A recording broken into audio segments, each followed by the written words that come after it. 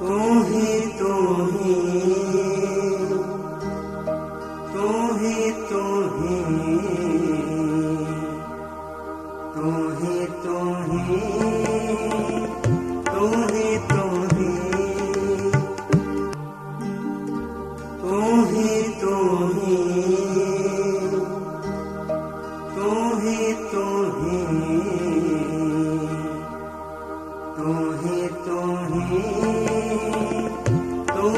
तू ही तू ही तू ही तू ही। ਸੰਗਤ ਟੀਵੀ ਦੇ ਸਟੂਡੀਓ ਪੈਰਿਸ ਵਿੱਚੋਂ ਦਾਸ ਗੁਰਜਾਤ ਸਿੰਘ ਆਪ ਜੀ ਲਈ ਤੂੰ ਹੀ ਤੂੰ ਦਾ ਪ੍ਰੋਗਰਾਮ ਲੈ ਕੇ ਹਾਜ਼ਰ ਹੈ ਤੇ ਤੂੰ ਹੀ ਤੂੰ ਦਾ ਪ੍ਰੋਗਰਾਮ ਆਪ ਜੀ ਸੰਗਤ ਟੀਵੀ ਤੋਂ ਕਈ ਵਾਰ ਦੇਖਦੇ ਹੋ ਤੇ ਬੜਾ ਪਿਆਰ ਵੀ ਦਿੰਦੇ ਹੋ ਤੇ ਅੱਜ ਦਾ ਜਿਹੜਾ ਤੂੰ ਹੀ ਤੂੰ ਦਾ ਪ੍ਰੋਗਰਾਮ ਹੈ ਅਸੀਂ ਭਾਈ ਪਰਮਜੀਤ ਸਿੰਘ ਜੀ ਖਾਲਸਾ ਜੋ ਇੰਡੀਆ ਤੋਂ ਸਪੈਸ਼ਲ ਤੌਰ ਤੇ ਆਏ ਹਨ ਅਸੀਂ ਉਹਨਾਂ ਦਾ ਲਾਹਾ ਲਵਾਂਗੇ ਕਿਉਂਕਿ ਇਹ ਆਪਣੇ ਜੀਵਨ ਵਿੱਚ ਬਹੁਤ ਸਾਰੀਆਂ ਸੰਸਥਾਵਾਂ ਦੇ ਨਾਲ ਸੇਵਾ ਵੀ ਕਰਦੇ ਹਨ ਔਰ ਗੁਰਮਤਿ ਕੈਂਪ ਵੀ ਲਾਉਂਦੇ ਹਨ ਉੱਥੇ ਸਵਾਲ ਜਵਾਬ ਵੀ ਹੁੰਦੇ ਹਨ ਤੇ ਹੋਰ ਪੰਥਕ ਗਤੀਵਿਧੀਆਂ ਵਿੱਚ ਵੀ ਆਪਣਾ ਪੂਰਾ ਯੋਗਦਾਨ ਪਾਉਂਦੇ ਹਨ। ਸਾਡੀ ਖੁਸ਼ਕਿਸਮਤੀ ਹੈ ਕਿ ਅਸੀਂ ਅੱਜ ਆਪ ਜੀ ਲਈ ਭਾਈ ਪਰਮਜੀਤ ਸਿੰਘ ਜੀ ਖਾਲਸਾ ਨੂੰ ਪੇਸ਼ ਕਰ ਰਹੇ ਹਾਂ। ਇਹ ਆਪ ਜੀ ਦੇ ਨਾਲ ਅੱਜ ਜੋ ਗੁਰੂ ਨਾਨਕ ਦੇਵ ਜੀ ਨੇ ਇਸ ਧਰਤੀ ਦੇ ਉੱਤੇ ਆ ਕੇ ਸਭ ਤੋਂ ਪਹਿਲਾ ਉਪਦੇਸ਼ ਦਿੱਤਾ ਜਿਹਦੇ ਵਿੱਚ ਉਹਨਾਂ ਨੇ ਇੱਕ ਦੀ ਗੱਲ ਕੀਤੀ ਕਿਉਂਕਿ ਦੁਨੀਆ ਪਹਿਲਾਂ ਵੀ ਸੀਗੀ ਤੇ ਦੁਨੀਆ ਦੇ ਧਰਮ ਪਹਿਲਾਂ ਵੀ ਸੀਗੇ ਜਿਹੜੇ ਪਤਾ ਨਹੀਂ ਕਿੱਦੋਂ ਤੋਂ ਚੱਲਦੇ ਆਉਂਦੇ ਸੀ ਪਰ ਗੁਰੂ ਨਾਨਕ ਦੇਵ ਜੀ ਨੇ ਉਹਦੇ ਵਿੱਚ ਆ ਕੇ ਇੱਕ ਵੱਖਰਾ ਤੇ ਨਵਾਂ ਮੋੜ ਦਿੱਤਾ ਜਿਸ ਮੋੜ ਨੇ ਇਸ ਮਨੁੱਖ ਨੂੰ ਉਹਦੀ ਆਪਣੀ ਹੋਂਦ ਤੇ ਅਕਾਲ ਪੁਰਖ ਵਿੱਚ ਜਿਹੜਾ ਵੀ ਡਿਫਰੈਂਸ ਸੀਗਾ ਉਹਨੂੰ ਮਿਟਾਉਣ ਵਾਸਤੇ ਆਪਣਾ ਪੂਰਾ ਯੋਗਦਾਨ ਪਾਇਆ ਤੇ ਗੁਰੂ ਨਾਨਕ ਦੇਵ ਜੀ ਨੇ ਇੱਕ ਦੀ ਗੱਲ ਕਰਕੇ ਦੱਸਿਆ ਵੀ ਇੱਕ ਤੁਸੀਂ ਆ ਤੇ ਇੱਕ ਅਕਾਲ ਪੁਰਖ ਆ ਤੇ ਇਹਦੇ ਵਿੱਚ ਜੋ ਵੀ ਆਉਂਦਾ ਆ ਉਹਨੂੰ ਤੁਸੀਂ ਕਿਹੜੇ ਤਰੀਕੇ ਨਾਲ ਪਾਰ ਕਰਕੇ ਉਸ ਅਕਾਲ ਪੁਰਖ ਵਾਹਿਗੁਰੂ ਨੂੰ ਮਿਲ ਸਕਦੇ ਆ ਕਿਉਂਕਿ ਇਸ ਜੀਵਨ ਦਾ ਮਨੋਰਥ ਆ ਐਵੇਂ ਨਹੀਂ ਮਿਲਿਆ ਇਹਦਾ ਕੋਈ ਕਾਰਨ ਹੈ 84 ਲੱਖ ਜੂਨਾਂ ਤੋਂ ਬਾਅਦ ਇਹ ਮਨੁੱਖੀ ਦੇਹੀ ਜਿਹੜੀ ਆ ਇਹ ਸਾਨੂੰ ਮਿਲੀ ਆ ਤੇ ਮਨੁੱਖੀ ਦੇਹੀ ਦਾ ਜਿਹੜਾ ਮੇਨ ਕਾਰਨ ਆ ਉਹ ਇਹੀ ਆ ਵੀ ਇਹ ਸਾਡੀ ਵਾਰੀ ਆ ਭਈ ਪ੍ਰਾਪਤ ਮਨੁੱਖ ਦੇ ਰਿਆ ਗੋਬਿੰਦ ਮਿਲਣ ਕੀ ਇਹ ਤੇਰੀ ਬਰੀਆ ਇਹ ਸਾਡੀ ਸਾਰਿਆਂ ਦੀ ਵਾਰੀ ਆ ਇਕੱਲੇ ਸਿੱਖਾਂ ਦੀ ਵਾਰੀ ਨਹੀਂ ਗੀ ਜਾਂ ਇਕੱਲੇ ਹਿੰਦੂਆਂ ਦੀ ਜਾਂ ਇਕੱਲੇ ਮੁਸਲਮਾਨਾਂ ਦੀ ਵਾਰੀ ਨਹੀਂ ਇਹ ਜੋ ਵੀ ਇਸ ਧਰਤੀ ਦੇ ਉੱਤੇ ਜੀਵ ਪੈਦਾ ਹੋਇਆ ਖਾਸ ਕਰਕੇ ਮਨੁੱਖ ਦੀ ਇਸ ਕਰਕੇ ਗੱਲ ਕੀਤੀ ਗਈ ਆ ਕਿ 84 ਲੱਖ ਜੂਨਾਂ ਤੋਂ ਬਾਅਦ ਇਹ ਦੇਹੀ ਸਾਨੂੰ ਮਿਲੀ ਆ ਤੇ ਇਸ ਦੇਹੀ ਦੇ ਵਿੱਚ ਸਾਨੂੰ ਬਹੁਤ ਸਾਰੀ ਸੋਝੀ ਆ ਅਸੀਂ ਸੁਣ ਸਕਦੇ ਹਾਂ ਵਿਚਾਰ ਕਰ ਸਕਦੇ ਹਾਂ ਤੇ ਕੁਝ ਫੈਸਲੇ ਲੈ ਸਕਦੇ ਹਾਂ ਇਸ ਕਰਕੇ ਇਹ ਸਰਦਾਰ ਬਣਿਆ 84 ਲੱਖ ਜੂਨਾਂ ਦਾ ਇਹ ਦੇਹੀ ਤੇ ਇਸ ਦੇਹੀ ਦੇ ਵਿੱਚ ਸਾਡਾ ਮਨੋਰਥ ਆ ਕਿ ਅਸੀਂ ਅਕਾਲ ਪੁਰਖ ਵਾਹਿਗੁਰੂ ਜਿਹੜਾ ਪਰਮਾਤਮਾ ਆ ਸਾਡੇ ਵਿੱਚ ਉਹਦੀ ਆਤਮਾ ਹੈ ਅਸੀਂ ਉਹਦੀ ਅੰਸ਼ ਆ ਤੇ ਅਸੀਂ ਇਸ ਅੰਸ਼ ਨੇ ਉਸ ਪਰਮਾਤਮਾ ਵਿੱਚ ਕਿੱਦਾਂ ਭੇਦ ਹੋਣਾ ਅਸਲ ਵਿੱਚ ਸਾਡਾ ਮਕਸਦ ਜੀਵਨ ਦਾ ਇਹੋ ਹੀ ਆ ਕਿਉਂਕਿ ਅਸੀਂ ਸਾਰਿਆਂ ਨੇ ਆਪੋ ਆਪਣੀ ਜੋ ਵੀ ਸਾਨੂੰ ਸਵਾਸ ਮਿਲੇ ਆ ਉਹਨਾਂ ਦੀ ਪੂੰਜੀ ਖਤਮ ਕਰਕੇ ਉਹਦੇ ਵਿੱਚ ਭੇਦ ਹੋਣਾ ਆ ਪਰ ਅਫਸੋਸ ਦੀ ਗੱਲ ਆ ਕਿ ਅਸੀਂ ਉਸ ਰਸਤੇ ਉੱਤੇ ਨਹੀਂ ਚੱਲਦੇ ਸਾਡੇ ਕਈ ਰਸਤੇ ਜੀਵਨ ਦੇ ਵਿੱਚ ਆ ਜਾਂਦੇ ਆ ਕਈ ਥਾਵਾਂ ਤੇ ਅਸੀਂ ਭਟਕ ਜਾਂਦੇ ਆ ਉਹ ਭਟਕਣ ਦੇ ਨਾਲ ਅਸੀਂ ਉਹ ਜਿਹੜਾ ਇੱਕ ਆ ਉਸ ਇੱਕ ਤੋਂ ਦੂਰ ਚੱਲ ਜਾਂਦੇ ਆ ਟੁੱਟ ਜਾਂਦੇ ਉਹਦੇ ਨਾਲ ਤੇ ਅਸੀਂ ਫੇਰ ਮੁੜ ਕੇ ਉਸ 84 ਲੱਖ ਜੂਨਾਂ ਦੇ ਚੱਕਰ ਦੇ ਵਿੱਚ ਫਸ ਜਾਂਦੇ ਆ ਜਿਹੜੀ ਜੂਨਾਂ ਦੇ ਵਿੱਚੋਂ ਸਾਡੇ ਗੁਰੂ ਨੇ ਕੱਢਣ ਦੀ ਕੋਸ਼ਿਸ਼ ਕੀਤੀ ਆ ਸਾਨੂੰ ਕੱਢਣ ਵਾਸਤੇ ਬੜੀਆਂ ਉਦਾਹਰਨਾਂ ਦਿੱਤੀਆਂ ਤੇ 2-250 ਸਾਲ ਦਾ ਸਮਾਂ ਉਸ ਜੋਤ ਨੇ ਲਾਇਆ ਸਾਨੂੰ ਸੇਧ ਦੇਣ ਵਾਸਤੇ ਸਾਡਾ ਸੁਧਾਰ ਕਰਨ ਵਾਸਤੇ ਪਰ ਫਿਰ ਵੀ ਅੱਜ ਕਈ ਲੋਕ ਜਿਹੜੇ ਆ ਆਪ ਆਪਣੇ ਤਰੀਕੇ ਦੇ ਨਾਲ ਉਹਨੂੰ ਭੜਕਾਉਣ ਦੀ ਕੋਸ਼ਿਸ਼ ਕਰਦੇ ਆ ਆਪਣੇ ਲਾਲਚਾਂ ਵਿੱਚ ਫਸ ਕੇ ਆਪਣੇ ਆਪ ਨੂੰ ਗੁਰੂ ਦੱਸ ਕੇ ਆਪਣੇ ਆਪ ਨੂੰ ਇਹ ਦੱਸ ਕੇ ਵੀ ਦੇਹਧਾਰੀ ਗੁਰੂ ਦੀ ਬਹੁਤ ਲੋੜ ਆ ਪਰ ਗੁਰੂ ਸਾਹਿਬ ਨੇ ਇਹ ਸਾਨੂੰ ਦੇਹ ਨਾਲ ਛੱਡ ਕੇ ਉਹ ਸ਼ਬਦ ਦੇ ਨਾਲ ਜੋੜਿਆ ਉਹ ਸ਼ਬਦ ਜਿਹੜਾ ਅਕਾਲ ਪੁਰਖ ਵਾਹਿਗੁਰੂ ਤੋਂ ਗੁਰੂ ਨਾਨਕ ਦੇਵ ਜੀ ਲੈ ਕੇ ਆਏ ਤੇ ਸਾਨੂੰ ਉਹਦੇ ਨਾਲ ਜੋੜਨ ਵਾਸਤੇ ਉਹਨਾਂ ਨੇ ਬੜੇ ਉਪਰਾਲੇ ਕੀਤੇ ਪਰ ਉਹਦੇ ਨਾਲ ਕਿਸੇ ਨਾ ਕਿਸੇ ਤਰੀਕੇ ਨਾਲ ਅਸੀਂ ਟੁੱਟਦੇ ਜਾ ਰਹੇ ਹਾਂ ਤੇ ਅਸੀਂ ਅੱਜ ਲਾਹਾ ਲਵਾਂਗੇ ਪਰਮਜੀਤ ਸਿੰਘ ਜੀ ਖਾਲਸਾ ਨਾਲ ਗੱਲ ਕਰਕੇ ਵੀ ਤਾਂ ਕਿ ਜਿਹੜੇ ਸਾਡੇ ਸਰੋਤੇ ਆ ਉਹ ਜਿਹੜਾ ਏਕੇ ਦੀ ਗੱਲ ਸੀਗੀ ਇੱਕੋ ਸ਼ਬਦ ਇੱਕ ਗੁਰੂ ਤੇ ਇੱਕ ਓਂਕਾਰ ਦੇ ਨਾਲ ਜੋੜਨ ਦੀ ਜਿਹੜੀ ਗੱਲ ਗੁਰੂ ਸਾਹਿਬ ਨੇ ਸਾਨੂੰ ਆਖੀ ਉਹ ਤੋਂ ਕੋਈ ਲਾਹਾ ਲੈ ਸਕੇ ਸਭ ਤੋਂ ਪਹਿਲਾਂ ਅਸੀਂ ਫਤਿਹ ਸਾਂਝੀ ਕਰਦੇ ਭਾਈ ਸਾਹਿਬ ਜੀ ਵਾਹਿਗੁਰੂ ਜੀ ਕਾ ਖਾਲਸਾ ਵਾਹਿਗੁਰੂ ਜੀ ਕੀ ਫਤਿਹ ਆਪ ਜੀ ਦਾ ਬਹੁਤ ਬਹੁਤ ਧੰਨਵਾਦ ਹੈ ਜੀ ਤੁਸੀਂ ਇਸ ਸਮੇਂ ਸਾਡੇ ਸਟੂਡੀਓ ਵਿੱਚ ਆਏ ਤੇ ਦਰਸ਼ਨ ਦਿੱਤੇ ਹਨ ਤੇ ਇਹ ਜਿਹੜੇ ਵਿਚਾਰ ਹੈ ਇਹਨੂੰ ਅੱਗੇ ਤੋਰਦੇ ਹੋਏ ਤੁਸੀਂ ਕੀ ਕਹਿਣਾ ਚਾਹੁੰਦੇ ਆ ਜਿਹੜੇ ਸਾਡੇ ਸਰੋਤੇ ਤੁਹਾਡੇ ਤੋਂ ਕੁਝ ਜਾਣਨਾ ਚਾਹੁੰਦੇ ਜਾਂ ਸਿੱਖਣਾ ਚਾਹੁੰਦੇ ਜਾਂ ਵਿਚਾਰ ਕਰਨਾ ਚਾਹੁੰਦੇ? ਗੁਰੂ ਪਿਆਰੀ ਸਾਧ ਸੰਗਤ ਜੀਓ, ਧੰਨਵਾਦ ਹੈ ਆਪ ਜੀ ਦਾ ਤੇ ਧੰਨਵਾਦ ਹੈ ਗੁਰਮੁਖਾਂ ਦਾ ਜਿਹੜੇ ਮੈਨੂੰ ਬੜਾ ਪਿਆਰ ਬਖਸ਼ਿਸ਼ ਕਰਦੇ ਨੇ। ਮੈਂ ਤਾਂ ਆਪਣੇ ਜੀਵਨ ਦੇ ਵਿੱਚ ਇੱਕੋ ਹੀ ਗੱਲ ਸੋਚਦਾ ਹੁੰਦਾ ਵੀ ਗੁਰੂ ਸਾਹਿਬ ਦਾ ਦੇਣ ਅਸੀਂ ਦੇ ਨਹੀਂ ਸਕਦੇ। ਜੇ ਅੱਜ ਗੁਰਸਿੱਖ ਹੋਣ ਦੇ ਨਾਤੇ ਮੈਂ ਗੱਲ ਕਹਿ ਰਿਹਾ ਵੀ ਸਤਿਗੁਰੂ ਸੱਚੇ ਪਾਤਸ਼ਾਹ ਜੀ ਨੇ ਇੰਨੀ ਵਡਿਆਈ ਬਖਸ਼ਿਸ਼ ਕੀਤੀ ਹੈ, ਜਿਹੜੀ ਵਡਿਆਈ ਦਾ ਮੈਂ ਦੇਣਦਾਰ ਹਾਂ ਪਰ ਦੇ ਨਹੀਂ ਸਕਦਾ ਕੁਝ ਵੀ। ਜਿੱਥੇ ਆਪਾਂ ਸਤਿਗੁਰੂ ਮਹਾਰਾਜ ਜੀ ਦੀ ਵਡਿਆਈ ਕਰਦੇ ਹਾਂ, ਪਰ ਮਹਾਰਾਜ ਜੀ ਉਸ ਅਕਾਲ ਪੁਰਖ ਪ੍ਰਮਾਤਮਾ ਦੀ ਵਡਿਆਈ ਕਰਨ ਦੇ ਲਈ ਸਾਨੂੰ ਪ੍ਰੇਰਣਾ ਦਿੰਦੇ ਨੇ। ਧੰਨ ਗੁਰੂ ਨਾਨਕ ਮਹਾਰਾਜ ਜੀ ਤੋਂ ਲੈ ਕਰਕੇ ਗੁਰੂ ਗ੍ਰੰਥ ਸਾਹਿਬ ਮਹਾਰਾਜ ਜੀ ਤੱਕ ਪਾਵਨ ਸਰੂਪ ਜੋ ਗੁਰੂ ਸਾਹਿਬਾਂ ਦੇ ਨੇ ਉਹ ਇੱਕ ਨੇ। ਹਾਂਜੀ। ਉਹਨਾਂ 'ਚ ਕੋਈ ਵਖਰੇਵਾਂ ਨਹੀਂ, ਹੂੰ। ਕਿਉਂਕਿ ਸਤਿਗੁਰੂ ਗੁਰੂ ਨਾਨਕ ਮਹਾਰਾਜ ਜੀ ਵੀ ਇਸ ਸੰਸਾਰ ਦੇ ਵਿੱਚ ਆਏ ਤੇ ਉਸ ਪਰਮੇਸ਼ਰ ਦੇ ਭੇਜਿਆ ਹੋਇਆ ਹੂੰ। ਇੱਥੇ ਤੱਕ ਕਿ ਜਿਹੜੇ ਉਹਨਾਂ ਦੇ ਵਿੱਚੋਂ ਉਸ ਪਰਮੇਸ਼ਰ ਨੂੰ ਜਿਨ੍ਹਾਂ ਨੇ ਪਛਾਣ ਲਿਆ, ਉਹਨਾਂ ਨੇ ਤਾਂ ਇੱਥੇ ਤੱਕ ਇਹ ਗੱਲ ਕਹਿ ਦਿੱਤੀ, ਆਪ ਨਾਰਾਇਣ ਕਲਾ ਧਾਰ ਜਗ ਮੈਂ ਪਰਵਰਿਆ। ਹੂੰ। ਵੀ ਆਪੇ ਉਹ ਪਰਮੇਸ਼ਰ ਇਸ ਕਲਾ ਨੂੰ, ਸਰੀਰ ਰੂਪੀ ਕਲਾ ਨੂੰ ਧਾਰਨ ਕਰਕੇ, ਇਹ ਵੀ ਇੱਕ ਕਲਾ, ਹੂੰ। ਉਹਨੂੰ ਧਾਰਨ ਕਰਕੇ ਇਸ ਜਗਤ ਦੇ ਵਿੱਚ ਆਏ। ਹੂੰ। ਫਿਰ ਉਹਨਾਂ ਨੇ ਇੱਕੋ ਹੀ ਜੋਤ ਜਿਹੜੀ ਆ ਉਹ ਅੱਗੇ ਆਪਣੀ ਹੋਰ ਗੁਰੂ ਸਾਹਿਬਾਂ ਦੇ ਵਿੱਚ ਰੱਖ ਕੇ ਹੂੰ। ਸਰੀਰ ਜਿਹੜਾ ਨਾਸ਼ਵਾਨ ਆ, ਹੂੰ।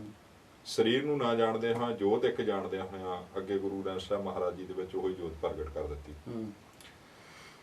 ਤੇ ਧੰਨ ਗੁਰੂ ਅਰਜਨ ਦੇਵ ਮਹਾਰਾਜ ਜੀ ਉਸ ਇੱਕ ਜੋਤ ਦੇ ਬਾਰੇ, ਉਸ ਇੱਕ ਪਰਮੇਸ਼ਰ ਦੇ ਬਾਰੇ ਇੱਕ ਵਚਨ ਕਰਦੇ ਆ, ਹੂੰ। ਏਕੋ ਏਕ ਏਕ ਹਰ ਜਾਪ, ਹੂੰ। ਪੂਰਨ ਪੂਰ ਰਹਿਓ ਪ੍ਰਭ ਵਿਆਪ। ਹੂੰ। ਕਹਿੰਦੇ ਉਸ ਇੱਕ ਦਾ ਜਾਪ ਕਰ, ਹੂੰ। ਉਹਨੂੰ ਯਾਦ ਕਰ, ਹੂੰ। ਜਿਹੜਾ ਸਾਰੇ ਸੰਸਾਰ ਦੇ ਵਿੱਚ ਪੂਰਨ ਰੂਪ ਦੇ ਵਿੱਚ ਹੂੰ। ਵਿਆਪਿਆ ਹੋਇਆ। ਹੂੰ।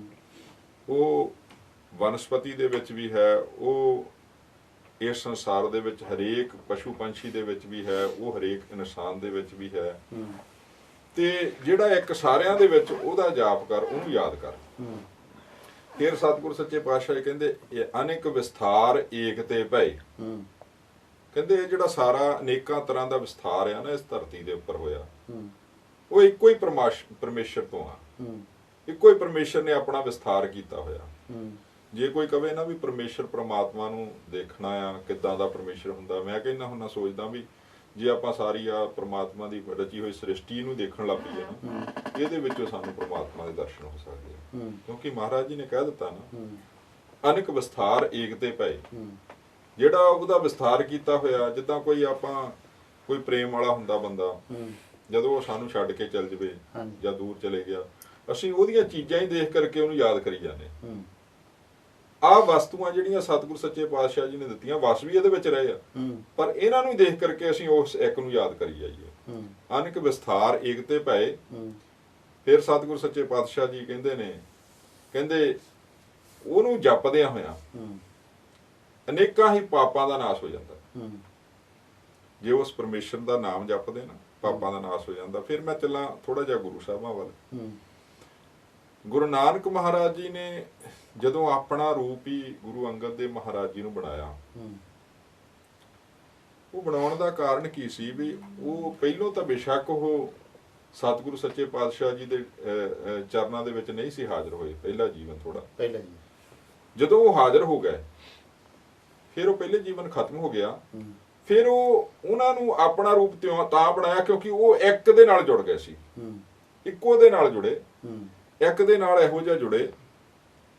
ਭਾਈ ਗੁਰਦਾਸ ਜੀ ਇੱਕ ਵਚਨ ਕਰਦੇ, ਕਹਿੰਦੇ ਇੱਕ ਗੁਰ ਇੱਕ ਸਿੱਖ ਗੁਰਮੁਖ ਜਾਣਿਆ। ਹੂੰ। ਜੇ ਇਹਦਾ ਦੋ ਤਰ੍ਹਾਂ ਦੇ ਨਾਲ ਅਰਥ ਕੀਤੇ ਜਾਂਦੇ ਇਹਦੇ, ਹੂੰ। ਵੀ ਇੱਕੋ ਹੀ ਗੁਰੂ ਸੀ ਗੁਰੂ ਨਾਨਕ ਸਾਹਿਬ। ਉੱਥੇ ਉਹ ਭਾਈ ਗੁਰਦਾਸ ਜੀ ਨੇ ਗੁਰੂ ਅੰਗਦ ਦੇਵ ਮਹਾਰਾਜ ਜੀ ਬਾਰੇ ਵਚਨ ਕਹੇ ਆ, ਹੂੰ। ਕਹਿੰਦੇ ਉਹਨਾਂ ਦਾ ਇੱਕੋ ਹੀ ਸਿੱਖ ਸੀ, ਹੂੰ। ਜਿਹੜੀ ਉਹਨਾਂ ਦੀ ਸਿੱਖਿਆ ਨੂੰ ਧਾਰਨ ਕਰਨ ਵਾਲਾ ਸੀ। ਹੂੰ। ਸਿੱਖ ਦਾ ਤੇ ਗੁਰੂ ਦਾ ਰਿਸ਼ਤਾ ਇਹ ਆ, ਹੂੰ। ਸਿੱਖ ਉਹਨੂੰ ਕਿਹਾ ਜਾਂਦਾ ਜਿਹੜੀ ਗੁਰੂ ਦੀ ਆਪਣੀ ਦੀ ਪੂਰਨ ਸਿੱਖਿਆ ਨੂੰ ਧਾਰਨ ਕਰ ਲੈਂਦਾ। ਹੂੰ। ਜਿਹੜਾ ਪੂਰਨ ਤੌਰ ਤੇ ਧਾਰਨ ਨਹੀਂ ਨਾ ਕਰਦਾ, ਹੂੰ। ਉਹ ਸਿੱਖ ਨਹੀਂ ਹੋ ਸਕਦਾ। ਹੂੰ। ਅਸੀਂ ਬੇਸ਼ੱਕ ਲੰਮੀਆਂ ਲੰਮੀਆਂ ਟਾਰਾਂ ਮਾਰੀ ਜਾਈਏ ਵੀ ਸਾਡਾ ਘਰ ਗੁਰਸਿੱਖਾਂ ਦੇ ਘਰ ਦੇ ਵਿੱਚ ਜਨਮ ਹੋ ਗਿਆ, ਅਸੀਂ ਗੁਰਸਿੱਖ ਹਾਂ, ਹੂੰ। ਸਾਡੇ ਵਰਗਾ ਸਿੱਖ ਹੀ ਕੋਈ ਨਹੀਂ। ਹੂੰ। ਪਰ ਜਿੰਨੀ ਦੇਰ ਤੱਕ ਸਿੱਖੀ ਸਿੱਖਿਆ ਗੁਰ ਵਿਚਾਰ ਗੁਰੂ ਦੀ ਵਿਚਾਰ ਨੂੰ ਅਸੀਂ ਧਾਰਨ ਨਹੀਂ ਕਰਦੇ, ਸਾਡੇ ਵਿੱਚ ਸਿੱਖੀ ਹੈ ਨਹੀਂ ਗੀ। ਹੂੰ। ਭਾਈ ਲਹਿਣਾ ਜੀ ਨੇ ਜਦੋਂ ਗੁਰੂ ਦੀ ਸਿੱਖਿਆ ਨੂੰ ਧਾਰਨ ਕੀਤਾ, ਹੂੰ। ਮਹਾਰਾਜ ਕਹਿੰਦੇ ਗੁਰਮੁਖ ਜਾਣਿਆ। ਗੁਰਮੁਖਾਂ ਨੇ ਇਸ ਗੱਲ ਨੂੰ ਭਾਈ ਗੁਰਦਾਸ ਜੀ ਦਾ ਵਚਨ ਹੈ, ਗੁਰਮੁਖਾਂ ਨੇ ਇਸ ਗੱਲ ਨੂੰ ਪਛਾਣ ਲਿਆ ਜਿਹੜੇ ਗੁਰਮੁਖ ਸੀ। ਜਾਂ ਦੂਜੀ ਗੱਲ ਇਹ ਕਹਿ ਦੇ ਸਕਦੇ ਆ ਬਈ ਜਿਹੜੇ ਗੁਰਮੁਖ ਨੇ ਉਸ ਗੁਰੂ ਨੂੰ ਇੱਕ ਪਰਮੇਸ਼ਰ ਦਾ ਰੂਪ ਜਾਣਿਆ ਨਾ, ਉਹ ਉਹਦਾ ਸਿੱਖ ਬਣਨ ਦੇ ਲਾਇਕ ਹੋਇਆ। ਫਿਰ ਸਤਿਗੁਰ ਸੱਚੇ ਪਾਤਸ਼ਾਹ ਜੀ ਦੀ ਕਿਰਪਾ ਦੁਆਰਾ ਭਾਈ ਗੁਰਦਾਸ ਜੀ ਇੱਕ ਜਗ੍ਹਾ ਹੋਰ ਕਹਿੰਦੇ ਆ, ਕਹਿੰਦੇ ਇੱਕੋ ਗੁਰ ਇੱਕੋ ਸਿੱਖ ਇੱਕ ਸ਼ਬਦ ਸਿਜਾਣੇ। ਵੀ ਕਹਿੰਦੇ ਜਿਹੜਾ ਉਸ ਪਰਮੇਸ਼ਰ ਦਾ ਇੱਕ ਹੁਕਮ ਮੰਨਣ ਵਾਲਾ ਸੀਗਾ ਨਾ, ਉਹੀ ਸਿੱਖ ਸੀਗਾ।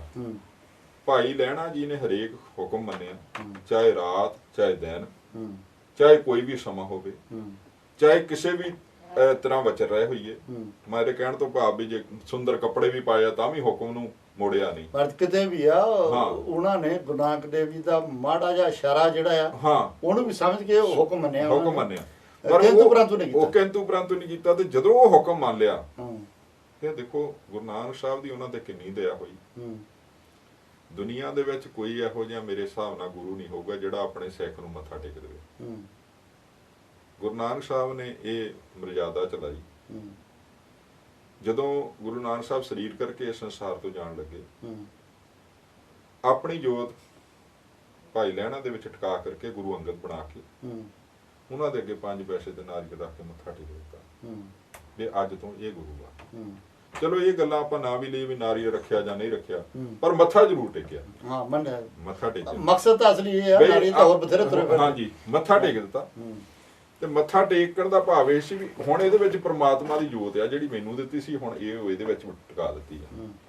ਵੀ ਅੱਜ ਤੋਂ ਜਿਹੜਾ ਗੁਰੂ ਦਾ ਸਿੱਖ ਆਪਣੇ ਆਪ ਨੂੰ ਖਵਾਊਗਾ ਉਹ ਵੀ ਮੱਥਾ ਇਹਨਾਂ ਨੂੰ ਟੇਕੂਗਾ, ਕਿਉਂਕਿ ਇਹਨਾਂ ਦੇ ਵਿੱਚ ਇੱਕ ਜੋਤ ਆ। ਗੁਰਸਿੱਖ ਤਾਂ ਹੋਰ ਵੀ ਸੀਗੇ ਮਹਾਰਾਜ ਜੀ ਦੇ ਕੋਲ, ਬਹੁਤ ਸੀਗੇ ਹਨਾ। ਉਸ ਸਮੇਂ ਗੁਰੂ ਨਾਨਕ ਦੇਵ ਜੀ ਦੇ ਸਮੇਂ ਗਿਣਤੀ ਵਿੱਚ ਦੱਸਦੇ ਪਏ ਬਹੁਤ ਜ਼ਿਆਦਾ ਬਹੁਤ ਗੁਰਸਿੱਖ ਸੀਗੇ, ਹਨਾ। ਪਰ ਉੱਥੇ ਜਦੋਂ ਮੱਥਾ ਟੇਕਿਆ, ਸਤਿਗੁਰ ਸੱਚੇ ਪਾਤਸ਼ਾਹ ਨੇ ਇੱਕੋ ਹੀ ਇਹ ਦੇਖਿਆ ਵੀ ਇਹ ਇੱਕ ਹੁਕਮ ਮੰਨਣ ਵਾਲਾ, ਇਹਦੇ ਵਿੱਚ ਗੁਰਸਿੱਖੀ ਪੂਰਨ ਰੂਪ ਦੇ ਵਿੱਚ ਆ। ਨਹੀਂ ਤਾਂ ਅੱਜ ਕੱਲ ਦੇ ਤਰ੍ਹਾਂ ਨਾ, ਜਿੱਦਾਂ ਅੱਜ ਕੱਲ ਭਾਈ ਭਤੀਜਾਵਾਦ ਚੱਲਦਾ ਜਾਂ ਪੁੱਤਰਾਂ ਦਾ ਵਾਦ ਚੱਲਦਾ ਨਾ, ਵੀ ਜੋ ਕੁਛ ਹੈਗਾ ਮੇਰੇ ਪੁੱਤਰਾਂ ਦੇ ਕੋਲ। ਡੇਰਾਵਾਦ ਚੱਲਦਾ ਨਾ, ਡੇਰਾਵਾਦ ਵੀ ਲਾ ਲਓ, ਗੁਰਸਿੱਖੀ ਵਾਲੀ ਗੱਲ ਨਹੀਂ। ਡੇਰੇਵਾਦ ਚ ਵੀ ਇਹੀ ਆ ਜੀ, ਸਿਆਸਤ ਵਿੱਚ ਵੀ ਇਹੀ ਆ। ਡੇਰੇ ਵਿੱਚ ਵੀ ਆ ਵੀ ਜਦੋਂ ਜਿਹੜਾ ਡੇਰੇ ਦਾ ਮਾਲਕ ਹੁੰਦਾ ਉਹ ਚੜਾਈ ਕਰ ਜਾਂਦਾ ਤੇ ਉਹਦੇ ਗਾਂ ਪੋਤੀ ਸਾਂਭਦੇ ਆ, ਫਿਰ ਲੜਾਈਆਂ ਚੱਲਦੀਆਂ ਹਾਂਜੀ। ਜਿਹਦੇ ਪੁੱਤ ਨਾ ਹੁਣ ਉੱਥੇ ਲੜਾਈਆਂ ਦੂਜੇ ਤਰ੍ਹਾਂ ਚੱਲ ਜਾਂਦੀਆਂ। ਤੇ ਜਿਹੜਾ ਹੈਗਾ ਸਿਆਸਤ ਦਾ ਪੱਖ, ਉਹ ਵੀ ਇਦਾਂ ਹੀ ਆ ਵੀ ਮੇਰੇ ਬਾਅਦ ਜਿਹੜਾ ਮੰਤਰੀ ਆ ਉਹ ਮੇਰਾ ਪੁੱਤਰ ਹੀ ਬਣੇ। ਇਹ ਕੁਛ ਰਹਿ ਗਿਆ ਨਾ ਜੀ। ਗੁਰੂ ਨਾਨਕ ਮਹਾਰਾਜ ਜੀ ਨੇ ਇਸ ਸਿਧਾਂਤ ਨੂੰ ਬਿਲਕੁਲ ਨਕਾਰਿਆ। ਗੁਰੂ ਸਾਹਿਬਾਂ ਨੇ ਗੁਰੂ ਨਾਨਕ ਸਾਹਿਬ ਦਾ ਸਿਧਾਂਤ ਲੈ ਕਰਕੇ ਅੱਗੇ ਵੀ ਇਦਾਂ ਨਕਾਰਿਆ। ਜਿਹੜਾ ਕਾਬਲ ਸੀਗਾ, ਜਿਹਦੇ ਅੰਦਰ ਇੱਕ ਦੀ ਜੋਤ ਵਸ ਗਈ, ਜਿਹੜਾ ਇੱਕ ਸਿੱਖ ਬਣ ਗਿਆ, ਇੱਕ ਦੇ ਨਾਲ ਜੁੜ ਗਿਆ, ਔਰ ਉਹਦੇ ਅੰਦਰ ਹੀ ਇੱਕ ਪਰਮੇਸ਼ਰ ਨੇ, ਪ੍ਰਮਾਤਮਾ ਨੇ, ਗੁਰੂ ਸਾਹਿਬ ਨੇ ਉਹਨੂੰ ਇੱਕ ਨੂੰ ਬਿਠਾ ਦਿੱਤਾ, ਇੱਕ ਜੋਤ ਉਹਦੇ ਅੰਦਰ ਹੀ ਟਿਕਾ ਦਿੱਤੀ, ਉਹਨੂੰ ਗੁਰੂ ਸਾਹਿਬ ਦਾ ਦਰਜਾ ਦੇ ਦਿੱਤਾ। ਦੇਖੋ ਕਿੰਨੀ ਮਹਾਨਤਾ ਸਿੱਖ ਧਰਮ ਦੇ ਵਿੱਚ। ਫਿਰ ਧੰਨ ਗੁਰੂ ਗੋਬਿੰਦ ਸਿੰਘ ਮਹਾਰਾਜ ਜੀ ਨੇ, ਆਪਾਂ ਅੱਗੇ ਵੀ ਇੱਕ ਵਾਰੀ ਗੱਲ ਕੀਤੀ ਸੀਗੀ ਬਈ ਗੁਰੂ ਗੋਬਿੰਦ ਸਿੰਘ ਮਹਾਰਾਜ ਜੀ ਨੇ ਖਾਲਸੇ ਨੂੰ ਗੁਰੂ ਮੰਨਿਆ, ਆਪਣਾ ਗੁਰੂ ਹੀ ਮੰਨਿਆ। ਜਿਹਦੇ ਮਗਰੇ ਮੱਥਾ ਟੇਕਦੇ ਆਪਾਂ ਗੁਰੂ ਹੀ ਹੁੰਦਾ। ਤੇ ਉਹਨਾਂ ਨੇ ਸੀਸ ਝੁਕਾਇਆ ਖਾਲਸੇ ਨੂੰ, ਤੇ ਉੱਥੇ ਉਹਨਾਂ ਨੇ ਇਹ ਦੇਖਿਆ ਵੀ ਇਹਨਾਂ ਵਿੱਚ ਇੱਕ ਦੀ ਜੋਤ ਟਿਕ ਗਈ ਆ। ਹੁਣ ਹੈਗੇ ਸਰੀਰਕ ਤੌਰ ਤੇ 5 ਆ, ਪਰ ਜੋਤ ਇੱਕ ਹੋ ਗਈ ਵੀ ਇੱਕ ਨੂੰ ਹੀ ਮੰਨਣ ਵਾਲੇ ਆ। ਹੋਰ ਸਰੀਰ ਭਾਵੇਂ 5 ਹੋ ਗਏ ਦੁਨਿਆਵੀ ਤੌਰ ਤੇ, ਪਰ ਜਿਹੜੀ ਉਹਨਾਂ ਵਿੱਚ ਜੋਤ ਵਿਚਰ ਰਹੀ ਆ ਉਹ ਇੱਕ ਹੀ ਆ। ਹੁਣ ਜੇ ਹੁਣ ਇਹ ਸਾਨੂੰ ਵੀ ਦੇਖਣਾ ਚਾਹੀਦਾ ਵੀ ਜੇ ਅਸੀਂ ਜਗ੍ਹਾ ਜਗ੍ਹਾ ਜਾ ਕੇ ਮੱਥੇ ਟੇਕਦੇ ਆ, ਫੇਰ ਇੱਕ ਦੇ ਥੋੜੋ ਰਹਿ ਗਿਆ, ਫੇਰ ਸਾਨੂੰ ਗੁਰੂ ਪ੍ਰਵਾਨ ਕਰਨਗੇ। ਅਸੀਂ ਭਟਕਦੇ ਵੀ ਤਾਂ ਹੀ, ਫੇਰ ਗੁਰੂ ਸਾਹਿਬ ਨਹੀਂ ਪ੍ਰਵਾਨ ਕਰਦੇ, ਤੇ ਨਾ ਹੀ ਅਸੀਂ ਗੁਰੂ ਸਾਹਿਬ ਦੇ ਦਰ ਤੇ ਪ੍ਰਵਾਨ ਹੋ ਸਕਦੇ ਹਾਂ। ਨਹੀਂ ਜੀ, ਜਿਹੜੀ ਦੁਬਦਾ ਵਾਲੀ ਗੱਲ ਹੈ ਨਾ ਜੀ, ਹਾਂਜੀ, ਉਹ ਤਾਂ ਤੁਸੀਂ ਭਾਵੇਂ ਉੱਥੇ ਮੱਥਾ ਟੇਕੋ ਕਿਸੇ ਡੇਰੇ ਜਾ ਕੇ ਜਾਂ ਨਾ ਟੇਕੋ, ਜਦੋਂ ਤੁਹਾਡਾ ਜਾਂ ਸਾਡਾ ਵਿਸ਼ਵਾਸ ਇੱਕ ਤੋਂ ਮਾੜਾ ਜਿਹਾ ਵੀ ਇੱਧਰ ਨੂੰ ਹੋ ਗਿਆ, ਬਿਲਕੁਲ ਮਾੜਾ ਜਿਹਾ ਵੀ ਇੱਧਰ ਨੂੰ ਹੋ ਗਿਆ, ਉਸੇ ਸਮੇਂ ਜਿਹੜੀ ਸਾਡੀ ਡਾਇਰੈਕਸ਼ਨ ਚੇਂਜ ਹੋ ਜਾਂਦੀ। ਅਸੀਂ ਆਪਣੀ ਮੰਜ਼ਿਲ ਤੇ ਨਹੀਂ ਪਹੁੰਚ ਸਕਦੇ।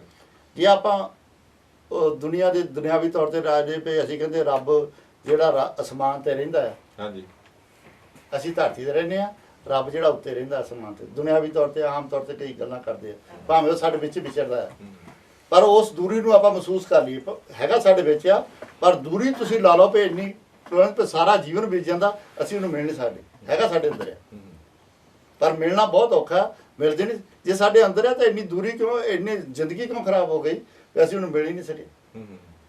ਉਹ ਤਾਂ ਸਿਰਫ ਇੱਕੋ ਇੱਕ ਜਿਹੜਾ ਕਾਰਨ ਆਦਾ, ਜਦੋਂ ਦੂਰੀ ਦੇ ਵਿੱਚ ਹੁੰਦਾ ਤੇ ਆ ਜਿਹੜੀ ਸੂਈ ਸਿੱਧੀ ਉਧਰ ਨੂੰ ਜਾ ਰਹੀ ਆ। ਜੇ ਇਹਦੇ ਵਿੱਚ ਇੱਥੋਂ ਮਾੜਾ ਜੀ ਇੰਨਾ ਕੁ ਫਰਕ ਪੈ ਜਾਂਦਾ ਤਾਂ ਉੱਤੇ ਜਾ ਕੇ ਉਹ ਲੱਖਾਂ ਕੋਹਾਂ ਦਾ ਫਰਕ ਪੈ ਜਾਂਦਾ।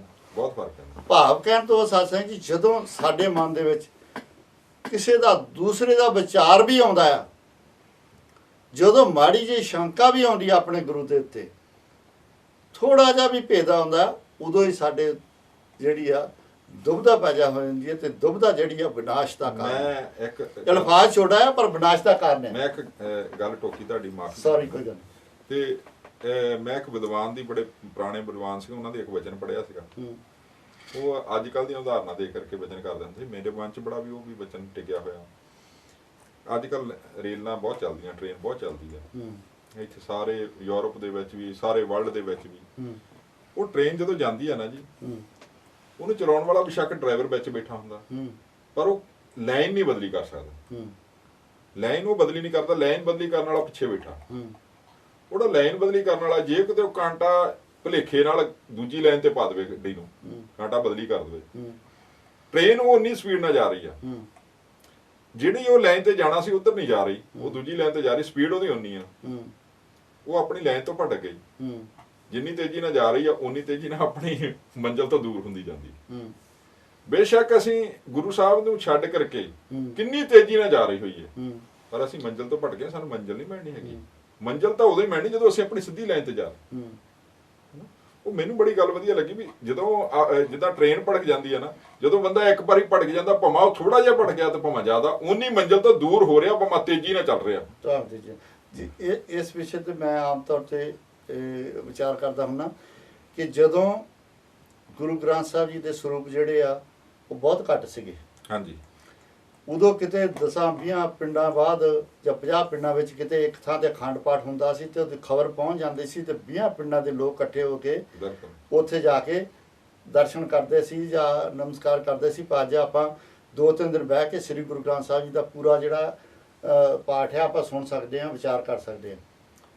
ਪਰ ਅੱਜ ਸਾਡੇ ਕੋਲ ਇੱਕੋ ਗੁਰੂ ਘਰ ਦੇ ਵਿੱਚ 20 ਸਰੂਪ ਪਏ ਆ ਤੇ ਕਈ ਥਾਵਾਂ ਤੇ ਇਸ ਤਰੀਕੇ ਨਾਲ ਬਿਜ਼ਨਸ ਚੱਲ ਪਿਆ ਵੀ ਇੱਕੋ ਵਾਰੀ 100 150 200 ਅਖੰਡ ਪਾਠ ਇਕੱਠੇ ਰੱਖ ਦਿੰਦੇ। ਸੁਣਨ ਵਾਲਾ ਕੋਈ ਨਹੀਂ ਹੁੰਦਾ, ਪਰ ਅਸੀਂ ਆਪਣੇ ਕੋਲ ਪੈਸੇ ਦੇ ਕੇ ਬਾਬਿਆਂ ਨੇ ਕਿਹਾ ਜੀ ਉਹਨਾਂ ਨੇ 101 ਪਾਠ ਕਰਾਉਣਾ ਹੈ ਤੇ ਬਾਬੇ ਬਾਹਰਲੇ ਮੁਲਕਾਂ 'ਚ ਇੱਧਰ ਉੱਧਰ ਗੇੜੀਆਂ ਮਾਰਦੇ ਤੇ ਸਾਡੇ ਵਰਗੇ ਜਿਹਨਾਂ ਕੋਲ ਆਪਣੇ ਕੋਲ ਪੈਸਾ ਜ਼ਿਆਦਾ ਹੁੰਦਾ ਉਹ ਪੈਸੇ ਉਹਨਾਂ ਨੂੰ ਕੱਢ ਕੇ ਦੇ ਦਿੰਦੇ ਜੀ ਸਾਡੇ ਵੱਲੋਂ ਵੀ ਇੱਕ ਅਖੰਡ ਪਾਠ ਕਰ ਦਿਓ। ਦੂਸਰਾ ਦੇ ਦਿੰਦਾ ਜੀ ਇੱਕ ਅਖੰਡ ਪਾਠ ਸਾਡੇ ਬਾਬਾ ਜੀ ਕੋਲ ਵਾਹਵਾ ਪੈਸੇ ਹੋ ਜਾਂਦੇ ਆ। ਉੱਥੇ ਜਿਹੜੇ ਉਹਨਾਂ ਨੇ ਇੱਕ ਵਾਰੀ ਲਾਈਨ 'ਚ ਲਾ ਕੇ ਅਖੰਡ ਪਾਠ ਜਿਹੜਾ ਆਪਣਾ ਆਰੰਭ ਕਰਦੇ, ਨਾ ਉੱਥੇ ਸੁਣਨ ਵਾਲਾ ਨਾ ਉੱਥੇ ਜਿਹੜੇ ਪੜ੍ਹਨ ਵਾਲੇ ਆ ਉਹ ਸ਼ਰਧਾ ਨਾਲ ਕਰ ਰਹੇ ਆ। ਹੁੰਦਾ ਕੀ ਆ, ਗੁਰਬਾਣੀ ਜਿਹੜੀ ਆ ਉਹ ਵਿਸ਼ਾ ਹੈ ਪੜ੍ਹਨਾ ਸੁਣਨਾ ਤੇ ਮੰਨਣਾ। ਬਿਲਕੁਲ।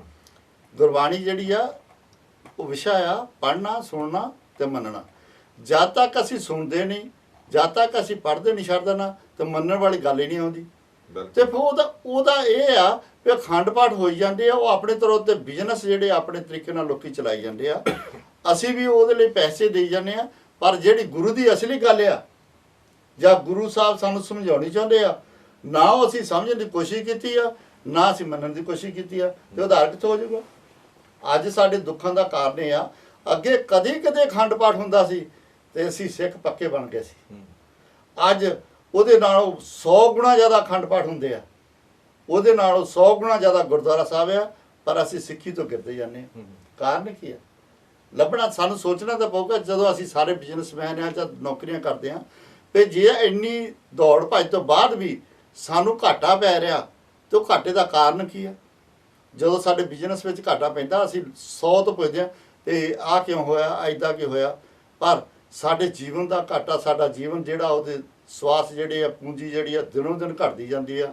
ਪਰ ਅਸੀਂ ਕਦੀ ਸੋਚਣ ਦੀ ਕੋਸ਼ਿਸ਼ ਨਹੀਂ ਕਰਦੇ ਵੀ ਯਾਰ ਅਸੀਂ ਖੱਟਿਆ ਕਮਾਇਆ ਕੁਛ ਨਹੀਂ, ਕਿਉਂਕਿ ਤੁਹਾਡਾ ਧਿਆਨ ਹੀ ਨਹੀਂ ਉੱਧਰ ਨੂੰ ਗਿਆ। ਜਿਸ ਕਰਕੇ ਸਾਨੂੰ ਜੀਵਨ ਮਿਲਿਆ ਸਾਡਾ ਧਿਆਨ ਉੱਧਰ ਨੂੰ ਗਿਆ ਹੀ ਨਹੀਂ। ਸਾਨੂੰ ਇੰਨਾ ਹੀ ਪਤਾ ਲੱਗਾ ਵੀ ਮੈਂ ਡਾਕਟਰ ਬਣਨਾ, ਇੰਜੀਨੀਅਰ ਬਣਨਾ, ਮੇਰੇ ਕੋਲ ਕੋਠੀਆਂ ਚਾਹੀਦੀਆਂ, ਮੇਰੇ ਕੋਲ ਵੱਡੀ ਕੁਰਸੀ ਚਾਹੀਦੀ ਆ, ਪਰ ਸਾਡਾ ਧਿਆਨ ਉਸ ਪਾਸੇ ਨੂੰ ਗਿਆ ਹੀ ਨਹੀਂ ਜਿਸ ਪਾਸੇ ਸਾਡੇ ਗੁਰੂ ਸਾਹਿਬ ਨੇ ਜਾਣ ਲਈ ਕਿਹਾ ਸੀਗਾ। ਜਿਸ ਪਾਸੇ ਸਾਡੇ ਗੁਰੂ ਸਾਹਿਬ ਨੇ 200 250 ਸਾਲ ਲਾ ਕੇ ਆਪ ਇਸ ਦੁਨੀਆ ਵਿੱਚ ਆ ਕੇ ਸਾਡੇ ਵਿੱਚ ਵਿਚਰ ਕੇ ਅਕਾਲ ਪੁਰਖ ਦੀ ਆਪਣੀ ਜੋਤ ਇਸ ਧਰਤੀ ਦੇ ਉੱਤੇ ਆਈ ਜਿਹੜੀ ਇਸ ਸਾਡੇ ਵਿੱਚ ਵਿਚਰ ਕੇ ਸਾਨੂੰ ਦੱਸਿਆ ਵੀ ਇੱਦਾਂ ਜੀਣਾ, ਅਸੀਂ ਉਸ ਪਾਸੇ ਨੂੰ ਧਿਆਨ ਨਹੀਂ ਦਿੰਦੇ, ਜਿਸ ਕਰਕੇ ਅਸੀਂ ਉਸ ਇੱਕ ਨਾਲੋਂ ਟੁੱਟਦੇ ਪਏ ਹਾਂ, ਸ੍ਰੀ ਗੁਰੂ ਗ੍ਰੰਥ ਸਾਹਿਬ ਜੀ ਨਾਲ ਟੁੱਟਦੇ ਪਏ ਹਾਂ, ਤੇ ਸਾਡਾ ਇਹ ਜਿਹੜਾ ਬੁਰਾ ਹਾਲ ਹੋ ਰਿਹਾ, ਸਾਡਾ ਜਿਹੜਾ ਜੀਵਨ ਆ ਰੋਜ਼ ਦੀ ਰੋਜ਼ ਘਟਦਾ ਜਾ ਰਿਹਾ। ਅਸੀਂ ਕਹਿੰਦੇ ਵੱਡੇ ਹੋ ਰਹੇ ਹਾਂ, ਪਰ ਵੱਡੇ ਨਹੀਂ ਹੋ ਰਹੇ। ਐਕਚੁਅਲੀ ਸਾਡਾ ਅੰਦਰੋਂ ਅੰਦਰੀ ਜਿਹੜਾ ਸਾਰਾ ਸਿਸਟਮ ਆ ਉਹ ਖਤਮ ਹੋ ਜਾਂਦਾ ਰਿਹਾ। ਜੇ ਕੋਈ ਐਸਾ ਸੋਝੀ ਸਾਨੂੰ ਆ ਜਾਵੇ ਜਾਂ ਸਾਨੂੰ ਐਸਾ ਗਿਆਨ ਆ ਜਾਵੇ ਤੇ ਸ਼ਾਇਦ 1 ਮਿੰਟ ਵਿੱਚ ਉਧਾਰ ਹੋ ਸਕਦਾ। ਹੁਣ ਜਿਹੜੀ ਗੁਰੂ ਨਾਨਕ ਦੇਵ ਜੀ ਨੇ ਜੋਤ ਭਾਈ ਲਹਿਣਾ ਦੀ ਵਿੱਚ ਰੱਖੀ ਤੇ ਉਹਨਾਂ ਨੂੰ ਮੱਥਾ ਟੇਕਿਆ, ਤੇ ਮੱਥਾ ਗੁਰੂ ਨਾਨਕ ਦੇਵ ਜੀ ਨੇ ਭਾਈ ਲਹਿਣਾ ਜੀ ਸਰੀਰ ਨੂੰ ਨਹੀਂ ਟੇਕਿਆ, ਸਰੀਰ ਨੂੰ ਨਹੀਂ ਟੇਕਿਆ, ਕਿਉਂ ਸਰੀਰ ਤਾਂ ਪਹਿਲਾਂ ਵੀ ਉੱਥੇ ਹੈਗਾ ਸੀ। ਸਰੀਰ ਤਾਂ ਕਿੰਨੇ ਸਾਲਾਂ ਤੋਂ ਉਹਨਾਂ ਦੇ ਨਾਲ ਤੁਰਿਆ ਫਿਰਦਾ ਸੀ, ਉਦੋਂ ਮੱਥਾ ਨਹੀਂ ਟੇਕਿਆ। ਪਰ ਗੁਰੂ ਨਾਨਕ ਦੇਵ ਜੀ ਨੇ ਮੱਥਾ ਉਦੋਂ ਭਾਈ ਲਹਿਣਾ ਜੀ ਨੂੰ ਟੇਕਿਆ ਜਦੋਂ ਇੱਕ ਜੋਤ ਜਿਹੜੀ ਸੀਗੀ ਉਹ ਉਹਨਾਂ ਦੇ ਵਿੱਚ ਜਾ ਕੇ ਟਿਕਾਤੀ। ਬਿਲਕੁਲ। ਪਰ ਟਿਕਾਈ ਕਿੱਦਾਂ? ਜਦੋਂ ਹੋਰ ਇੰਨੇ ਹਜ਼ਾਰਾਂ ਲੱਖਾਂ ਸਿੱਖ ਸੀਗੇ, ਉਹਨਾਂ ਦੇ ਆਪਣਾ ਖੂਨ ਸੀਗਾ ਜਿਹਨਾਂ ਨੂੰ ਕਹਿੰਦੇ ਦੁਨਿਆਵੀ ਤੌਰ ਦੇ ਉੱਤੇ ਬਾਬਾ ਸ੍ਰੀ ਚੰਦ ਬਾਬਾ ਲਖਮੀਦਾਸ, ਪਰ ਜੋਤ ਉੱਥੇ ਕਿਉਂ ਟਿਕਾਈ? ਕਿਉਂਕਿ ਜਗ੍ਹਾ ਉਸ ਸਰੀਰ ਦੇ ਵਿੱਚ ਉੱਦਾਂ ਦੀ ਬਣ ਚੁੱਕੀ ਸੀ ਜਿਹਦੇ ਵਿੱਚ ਉਹ ਜੋਤ ਟਿਕ ਸਕਦੀ ਸੀ। ਬਿਲਕੁਲ। ਤੇ ਉਹਦੇ ਵਾਸਤੇ ਉਹਨਾਂ ਨੂੰ ਬੜੇ ਐਗਜ਼ਾਮਾਂ ਵਿੱਚੋਂ ਲੰਘਣਾ ਪਿਆ। ਪਹਿਲਾਂ ਨਾ ਜਿਹਨੂੰ ਬੜੇ ਐਗਜ਼ਾਮਾਂ ਦੇ ਵਿੱਚੋਂ ਲੰਘਣਾ ਪਿਆ, ਬੜਿਆ ਪ੍ਰੀਖਿਆ। ਤੇ ਇੱਥੇ ਤੱਕ ਆਖਰੀ ਪ੍ਰੀਖਿਆ ਜਦੋਂ ਕਹਿੰਦੇ, ਜਦੋਂ ਗੁਰੂ ਨਾਨਕ ਦੇਵ ਜੀ ਨੂੰ ਕਹਿਤਾ ਸੀ, ਕੋਈ ਭੂਤਨਾ ਕਹਿੰਦਾ ਸੀ, ਕੋਈ ਬੇਤਾਲਾ ਕਹਿੰਦਾ ਸੀ, ਤੇ ਉਹ ਜੰਗਲਾਂ ਨੂੰ ਤੁਰੇ ਜਾ, ਹੋਰ ਧਾਰਨ ਕਰ ਲਿਆ। ਹਾਂ, ਉਹ ਜੰਗਲਾਂ ਨੂੰ ਤੁਰੇ ਜਾ ਰਹੇ ਆ ਤੇ ਇਦਾਂ ਕਰ ਰਹੇ ਆ ਜਿੱਦਾਂ ਉਹਨਾਂ ਦੀ ਸੁਰਤੀ ਜਿਹੜੀ ਆ ਉਹ ਠੀਕ ਨਹੀਂ। ਲੋਕੀ ਉਹਨਾਂ ਦੇ ਮਗਰ ਤੁਰੇ ਜਾਂਦੇ ਪਏ, ਗੁਰੂ ਨਾਨਕ ਦੇਵ ਜੀ ਕਿੱਥੇ ਨੂੰ ਤੁਰੇ ਜਾਂਦੇ ਆ। ਤੇ ਜਦੋਂ ਜੰਗਲਾਂ ਵੱਲ ਨੂੰ ਤੁਰੇ ਜਾਂਦੇ ਆ ਤੇ ਜਿਹੜੇ ਕੁਛ ਲੋਕ ਸੀਗੇ ਜਿਨ੍ਹਾਂ ਨੂੰ ਪੈਸੇ ਦੀ ਭੁੱਖ ਸੀਗੀ, ਉਹਨਾਂ ਨੂੰ ਗੁਰੂ ਨਾਨਕ ਦੇਵ ਜੀ ਨੇ ਪੈਸੇ ਸਿੱਟੇ ਤੇ ਉਹ ਪੈਸੇ ਲੈ ਕੇ ਪਿਛਾਂਹ ਮੁੜ ਗਏ। ਕਿਸੇ ਨੂੰ ਭੁੱਖ ਲੱਗੀ ਪਈ, ਚਾਂਦੀ ਦੀ ਲੋੜ ਪਈ, ਉਹਨਾਂ ਚਾਂਦੀ ਸਿੱਟੀ, ਫਿਰ ਉਹਨਾਂ ਨੇ ਸੋਨਾ ਸਿੱਟਿਆ। ਹੌਲੀ ਹੌਲੀ ਜਿੱਦਾਂ ਸਾਡੇ ਵਰਗੇ ਮਤਲਬੀ ਲੋਕ ਉਹਨਾਂ ਦੇ ਪਿੱਛੇ ਪੈਸੇ ਕਰਕੇ ਲੱਗੇ ਸੀ ਜਾਂ ਹੋਰ ਸੁੱਖਾਂ ਕਰਕੇ ਲੱਗੇ ਸੀ, ਗੁਰੂ ਨਾਨਕ ਦੇਵ ਜੀ ਵੰਡਦੇ ਗਏ ਉਹਨਾਂ ਸਿੱਖਾਂ ਨੂੰ। ਅੱਜ ਵੀ ਤਾਂ ਇਹੀ ਗੱਲ ਹੈ ਜੀ, ਜਦੋਂ ਸਾਨੂੰ ਗੁਰੂ ਘਰੋਂ ਪੈਸਾ ਪੂਸਾ ਮਿਲ ਜਾਂਦਾ ਤੇ ਫਿਰ ਅਸੀਂ ਗੁਰੂ ਘਰ ਛੱਡ ਦਿੰਦੇ ਆ, ਗੁਰੂ ਛੱਡ ਦਿੰਦੇ ਆ, ਤੇ ਉਹ ਵੰਡਦੇ ਗਏ। ਪਰ ਅਖੀਰ ਦੇ ਵਿੱਚ ਜਦੋਂ ਦੇਖਿਆ ਗੁਰੂ ਨਾਨਕ ਦੇਵ ਜੀ ਨੇ, ਭਾਈ ਲਹਿਣਾ ਜੀ ਤਾਂ ਗਏ ਹੀ ਨਹੀਂ। ਮੈਂ ਹੀਰੇ ਵੀ ਸਿੱਟੇ ਆ, ਲਾਲ ਵੀ ਸਿੱਟੇ ਆ, ਮੋਤੀ ਸਿੱਟੇ ਆ, ਸਾਰਾ ਕੁਝ ਸਿੱਟਿਆ, ਪਰ ਭਾਈ ਲਹਿਣਾ ਜੀ ਗਏ ਨਹੀਂ। ਫਿਰ ਗੁਰੂ ਨਾਨਕ ਦੇਵ ਜੀ ਨੂੰ ਪੁੱਛਿਆ, ਭਾਈ ਸਿੰਘਾ ਤੂੰ ਕਿੱਧਰ ਤੁਰਿਆ ਫਿਰਦਾ? ਸਾਰੀ ਦੁਨੀਆ ਚੱਲ ਗਈ ਆ ਪਰ ਤੂੰ ਨਹੀਂ ਗਿਆ। ਤੇ ਉਦੋਂ ਫਿਰ ਗੁਰੂ ਅੰਗਦ ਦੇਵ ਜੀ ਨੇ ਕਿਹਾ ਸੀਗਾ ਭਾਈ ਲਹਿਣਾ ਜੀ ਨੇ, ਵੀ ਮੈਂ ਜਾਵਾਂ ਕਿੱਥੇ? ਕਿਸੇ ਹੀ ਕੋਈ ਕੋਏ ਮੰਝ ਨੇ ਮਾਣੀ ਇੱਕ ਤੋਂ, ਵੀ ਮੈਂ ਤਾਂ ਜਿੱਥੇ ਆ ਗਿਆ ਮੈਂ ਇੱਥੇ ਜੋਗਾ ਹੀ ਆ, ਮੇਰਾ ਹੋਰ ਕੋਈ ਹੈ ਹੀ ਨਹੀਂ। ਉਹਨਾਂ ਨੇ ਉਹ ਸਾਬਤ ਕਰਤਾ ਵੀ ਮੈਂ ਇੱਕ ਨਾਲ ਜੁੜਿਆ ਤੇ ਮੈਂ ਇੱਕ ਨਾਲ ਜੁੜਿਆ ਰਿਹਾ, ਤੁਹਾਡੇ ਤੋਂ ਬਗੈਰ ਮੇਰਾ ਹੋਰ ਕੋਈ ਨਹੀਂ। ਕੋਈ ਦੁਬਦਾ ਵਾਲੀ ਗੱਲ ਨਹੀਂ ਸੀ ਵੀ ਤੁਹਾਡੇ ਤੋਂ ਬਗੈਰ ਮੇਰਾ ਹੋਰ ਕੋਈ ਨਹੀਂ, ਜਿੱਥੇ ਤੁਸੀਂ ਲੈ ਜਾਓ ਮੈਂ ਤਾਂ ਉੱਥੇ ਜਾਣਾ। ਮੰਝ ਨੇ ਮਾਣੀ ਇੱਕ ਤੋਂ, ਬਸ ਇੱਕੋ ਹੀ ਆ ਮੇਰੇ, ਜਿੱਥੇ ਤੁਸੀਂ ਲੈ ਜਾਓਗੇ ਮੈਂ ਤਾਂ ਉੱਥੇ ਜਾਣਾ। ਤੇ ਉਦੋਂ ਗੁਰੂ ਨਾਨਕ ਦੇਵ ਜੀ ਨੇ ਸਮਝਿਆ ਇਹ ਜਿਹੜੀ ਆ ਅਸਥਾਨ ਉਹ ਪੂਰਨ ਹੋ ਚੁੱਕਾ, ਇਹ ਆਲਰੇਡੀ ਜੋਤ ਰੱਖਣ ਤੋਂ ਪਹਿਲਾਂ ਹੀ ਉਸ ਸਥਾਨ ਤੇ ਪਹੁੰਚ ਚੁੱਕੇ ਆ ਜਿੱਥੇ ਜੋਤ ਟਿਕਾਈ ਜਾ ਸਕਦੀ ਹੈ। ਬਿਲਕੁਲ। ਤੇ ਉਸ ਸਮੇਂ ਗੁਰੂ ਨਾਨਕ ਦੇਵ ਜੀ ਨੇ ਆਪਣੀ ਜਿਹੜੀ ਜੋਤ ਸੀਗੀ, ਜਿਹੜੀ ਉੱਤੋਂ ਆਈ ਸੀ, ਜਿਹੜੀ ਉਹਨਾਂ ਦੇ ਸਰੀਰ ਦੇ ਵਿੱਚ ਸੀਗੀ, ਉਹ ਉੱਥੇ ਭਾਈ ਲਹਿਣਾ ਜੀ ਟਿਕਾ ਕੇ ਤੇ ਆਪ ਉਹਨਾਂ ਨੇ ਮੱਥਾ ਟੇਕ ਦਿੱਤਾ ਤੇ ਕਿਹਾ, ਅੱਜ ਤੋਂ ਬਾਅਦ ਜਿਸ ਬੰਦੇ ਨੇ ਵੀ ਸਿੱਖ ਬਣਨਾ, ਗੁਰੂ ਬਣਨਾ, ਇੱਥੇ ਆਪਣਾ ਨਮਸਕਾਰ ਕਰ। ਤੇ ਉਹ ਜੋਤ ਜਿਹੜੀ ਆ ਉੱਥੇ ਨਹੀਂ ਟਿਕੀ ਰਹੀ।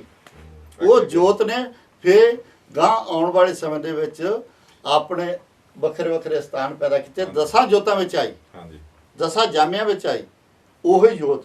ਤੇ ਉਹ ਜੋਤ ਇਸੇ ਤਰੀਕੇ ਨਾਲ ਆਉਂਦੀ ਰਹੀ ਜਿਸ ਤਰੀਕੇ ਨਾਲ ਭਾਈ ਲਹਿਣਾ ਜੀ ਕੋਲ ਮਿਲੀ ਸੀ। ਜਦੋਂ ਕਿਤੇ ਸਥਾਨ ਬਣਦਾ ਸੀ, ਜਦੋਂ ਪ੍ਰੀਖਿਆ ਵਿੱਚ ਉਹ ਦੇਹ ਪੂਰਨ ਹੁੰਦੀ ਸੀ, ਉਦੋਂ ਉਹ ਜੋਤ ਉੱਥੇ ਚਲ ਜਾਂਦੀ ਸੀ। ਤੇ ਜਿਹੜੀ ਪਹਿਲੀ ਦੇਹ ਸੀਗੀ ਜਾਂ ਪਹਿਲੀ ਜੋਤ ਸੀਗੀ, ਉਹ ਜਿਹੜੀ ਸੀਗੀ ਉਹਨੂੰ ਨਮਸਕਾਰ ਕਰ ਦਿੰਦੀ ਸੀ। ਭਾਵ ਕਹਿਣ ਤੋਂ ਕਿ ਸਿੱਖੀ ਦਾ ਸਿਧਾਂਤ ਜਿਹੜਾ ਆ ਉਹ ਏਕੇ ਤੇ ਖੜਾ ਆ, ਇੱਕ ਜੋਤ ਤੇ ਖੜਾ ਆ, ਇੱਕ ਅਕਾਲ ਪੁਰਖ ਵਾਹਿਗੁਰੂ ਖੜਾ ਆ। ਉੱਥੇ ਇਸ ਦੇਹ ਦਾ ਜਾਂ ਦੁਬਦਾ ਦਾ ਕੋਈ ਅਸਰ ਨਹੀਂਗਾ, ਉੱਥੇ ਦੁਬਦਾ ਵਾਲੀ ਕੋਈ ਗੱਲ ਨਹੀਂ। ਇਹ ਜੋਤ ਜਦੋਂ ਅਖੀਰ ਚੱਲਦੀ ਰਹੀ ਤੇ 10ਵੇਂ ਜਾਮੇ ਵਿੱਚ ਆ ਕੇ, ਜੋ ਅਸੀਂ ਪਹਿਲੇ ਐਪੀਸੋਡ ਵਿੱਚ ਗੱਲ ਕੀਤੀ ਹੈ ਕਿ ਗੁਰੂ ਗੋਬਿੰਦ ਸਿੰਘ ਜੀ ਨੇ ਉਹ ਜਿਹੜੀ ਜੋਤ ਆ ਉਹ ਤਿਆਰ ਕਰਕੇ ਇੱਕ ਬਾਟੇ ਵਿੱਚ ਸਾਨੂੰ ਅੰਮ੍ਰਿਤ ਛਕਾ ਕੇ ਇੱਕ ਤਾਂ ਸਾਨੂੰ ਇਕੱਤਰ ਕਰਕੇ ਇੱਕ ਇਹਦੇ ਨਾਲ ਜੋੜ ਕੇ ਤੇ ਬਾਅਦ ਦੇ ਵਿੱਚ ਜਿਹੜੀ ਥੋੜੀ ਜਿਹੀ ਵਿਲੱਖਣਤਾ ਉਹਨਾਂ ਨੇ ਉੱਥੇ ਕੀਤੀ, ਜੋੜਿਆ ਸਾਨੂੰ ਇੱਕ ਨਾਲ ਆ, ਪਰ ਉੱਥੇ ਵਿਲੱਖਣਤਾ ਜਿਹੜੀ ਪੈਦਾ ਕੀਤੀ, ਕਿਉਂਕਿ ਦੇਹ ਦੇ ਵਿੱਚ ਜਿਹੜਾ ਗੁਰੂ ਸਾਹਿਬ ਦੀ ਜੋਤ ਟਿਕਦੀ ਸੀਗੀ, ਹਾਂਜੀ ਉਹ ਸਿਸਟਮ ਜਿਹੜਾ ਆ ਗੁਰੂ ਗੋਬਿੰਦ ਸਿੰਘ ਜੀ ਨੇ 10ਵੀਂ ਜੰਮ ਵਿੱਚ ਉਸ ਨੂੰ ਖਤਮ ਕੀਤਾ। ਸਰੀਰ ਪੰਥ ਵਿੱਚ, ਆਤਮਾ ਗ੍ਰੰਥ ਵਿੱਚ। ਹਾਂ, ਉੱਥੇ ਆ ਕੇ ਉਹਨਾਂ ਨੇ ਉਸ ਚੀਜ਼ ਨੂੰ ਖਤਮ ਕੀਤਾ ਤਾਂ ਕਿ ਆਉਣ ਵਾਲਾ ਮਨੁੱਖ ਕਦੀ ਮੁੜ ਕੇ ਐਸੀ ਦੇਹ ਨੂੰ ਨਾ ਲੱਭਦਾ ਫਿਰੇ ਵੀ ਕਿਹੜੀ ਦੇਹ ਵਿੱਚ ਜਾ ਕੇ ਮੈਂ ਜਾ ਕੇ ਮੱਥਾ ਟੇਕਾਂ, ਕਿਹਨੂੰ ਜਾ ਕੇ ਮਿਲਾਂ, ਕਿਹਨਾਂ ਜਾ ਕੇ ਗੱਲਾਂ ਕਰਾਂ, ਕਿਹਨੂੰ ਜਾ ਕੇ ਆਪਣਾ ਦੁੱਖ ਸੁੱਖ ਦੱਸਾਂ। ਤੇ ਉਸ ਸਮੇਂ ਗੁਰੂ ਗੋਬਿੰਦ ਸਿੰਘ ਜੀ ਨੇ ਆਪਣਾ ਜਿਹੜੀ ਆ ਆਤਮਾ ਜਿਹੜੀ ਆ ਗ੍ਰੰਥ ਵਿੱਚ ਰੱਖ ਦਿੱਤੀ, ਸਰੀਰ ਪੰਥ ਵਿੱਚ, ਸਰੀਰ ਜਿਹੜਾ ਆ ਉਹ ਪੰਥ ਵਿੱਚ ਦੇਤਾ, ਤੇ 5 ਪਿਆਰੇ ਜਿਹੜੇ ਆ ਉਹ ਪੰਥ ਦੇ ਮੁਖੀ ਦਿੱਤੇ। ਤੇ 5 ਜਿੱਥੇ ਹੋਣਗੇ ਗੁਰਸਿੱਖ ਪਿਆਰੇ ਪੂਰਨ ਤੌਰ ਤੇ, ਉਹ ਜੋ ਵੀ ਫੈਸਲਾ ਲੈਣਗੇ ਉਹ ਫੈਸਲਾ ਜਿਹੜਾ ਆ ਇਹ ਸਮਝਿਆ ਜਾਵੇ ਕਿ ਉਹ ਅਕਾਲ ਪੁਰਖ ਵਾਹਿਗੁਰੂ ਦਾ ਹੁਣ ਫੈਸਲਾ। ਸਾਨੂੰ ਸਮਝ ਲੈਣਾ ਚਾਹੀਦਾ ਅਸੀਂ ਕਿੰਨਾ ਗੁਰੂ ਨੂੰ ਮੰਨਣ ਵਾਲੇ 5 ਪਿਆਰਿਆਂ ਦੀ ਨਹੀਂ ਗੱਲ ਮੰਨਦੇ। ਇਹ ਇੱਕ ਵੱਖਰਾ ਵਿਸ਼ਾ ਹੈ, ਕਿਉਂਕਿ ਅੱਜ ਸਾਡੇ ਵਿੱਚ ਬਹੁਤ ਜ਼ਿਆਦਾ ਨਿਗਾਰ ਆ ਚੁੱਕਾ ਹੈ, ਅਸੀਂ ਸਵਾਰਥੀ ਹੋ ਚੁੱਕੇ ਹਾਂ। ਅਸੀਂ 5 ਪਿਆਰਿਆਂ ਨੂੰ ਵੀ ਆਪਣੇ ਤਰੀਕੇ ਨਾਲ ਬਦਲਣ ਦੀ ਕੋਸ਼ਿਸ਼ ਕਰਦੇ ਹਾਂ।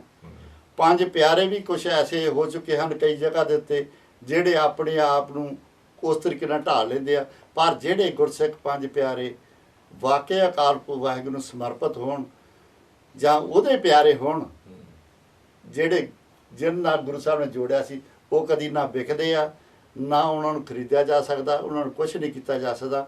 ਉਹ ਅਸਲੀ 5 ਪਿਆਰੇ ਅਕਾਲ ਪੁਰਖ ਵਾਹਿਗੁਰੂ ਦਾ ਰੂਪ ਆ, ਤੇ ਉਹਨਾਂ ਦਾ ਵਚਨ ਜਿਹੜਾ ਆ ਉਹ ਵੀ ਅਕਾਲ ਪੁਰਖ ਵਾਹਿਗੁਰੂ ਦਾ ਹੀ ਵਚਨ ਆ, ਜੋ ਗੁਰੂ ਗੋਬਿੰਦ ਸਿੰਘ ਜੀ ਨੇ ਉਹ ਪ੍ਰਥਾ ਜਿਹੜੀ ਖਤਮ ਕੀਤੀ, ਜਿਹੜੀ ਦੇਹ ਦੀ ਸੀਗੀ, ਉਹਦੀ ਥਾਂ ਦੇ ਉੱਤੇ ਸਾਨੂੰ ਸ਼ਬਦ ਗੁਰੂ ਦੇ ਰੂਪ ਵਿੱਚ ਸ੍ਰੀ ਗੁਰੂ ਗ੍ਰੰਥ ਸਾਹਿਬ ਜੀ ਦਿੱਤੇ। ਅੱਜ ਸਾਨੂੰ ਲੋੜ ਆ ਤੇ ਬਾਕੀ ਦੇਹਾਂ ਦੇ ਵਿੱਚ ਜਾਣ ਦੀ ਬਜਾਏ, ਬਾਕੀ ਦੇਹਧਾਰੀ ਗੁਰੂਆਂ ਨੂੰ ਆਪਣੇ ਗੁਰੂ ਮੰਨ ਕੇ ਮੱਥਾ ਟੇਕਣ ਦੀ ਬਜਾਏ, ਜੇ ਅਸੀਂ ਸ਼ਬਦ ਗੁਰੂ ਦੀ ਗੋਦ ਵਿੱਚ ਜਾਈਏ ਤੇ ਉਹਦੇ ਵਿੱਚੋਂ ਸਾਨੂੰ ਸਾਰਾ ਗਿਆਨ ਪ੍ਰਾਪਤ ਹੋ ਸਕਦਾ। ਪਰ ਫਰਕ ਸਿਰਫ ਇੰਨਾ ਹੀ ਆ ਵੀ ਜਦੋਂ ਅਸੀਂ ਦੇਹਧਾਰੀ ਗੁਰੂ ਦੇ ਕੋਲ ਜਾਂਦੇ ਹਾਂ ਤਾਂ ਉਹਨਾਂ ਗੱਲਾਂ ਬਾਤਾਂ ਕਰਕੇ ਉਹ ਆਪਣੇ ਤਰੀਕੇ ਨਾਲ ਭਰਮਾ ਕੇ ਸਾਨੂੰ ਸਾਰਾ ਕੁਝ ਕਰ ਲੈਂਦੇ ਆ।